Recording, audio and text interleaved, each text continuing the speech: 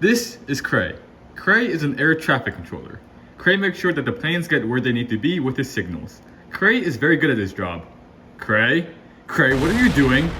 But sometimes, Kray doesn't do his job properly. Kray kills almost 1 million people a year.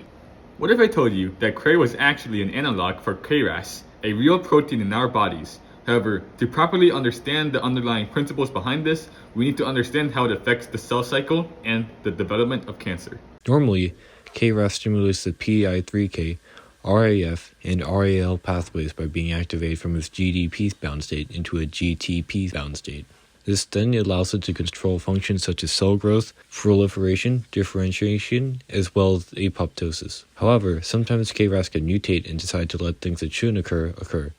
The most common KRAS mutation, G12C, has a point mutation on codon 12, which favors its GTP-bound active state, which results in its activation of angiogenesis, a phenomenon where extra blood vessels are formed.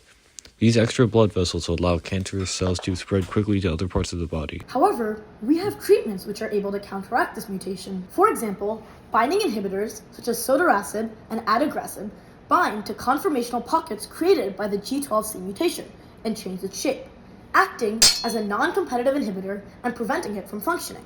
Another way that we can stop KRAS from going out of control is through the use of synthetic proteins. Synthetic proteins also bind to KRAS, but instead of attaching to conformational pockets, they attach to the actual binding sites between KRAS and other molecules in order to prevent KRAS from activating its downstream pathways.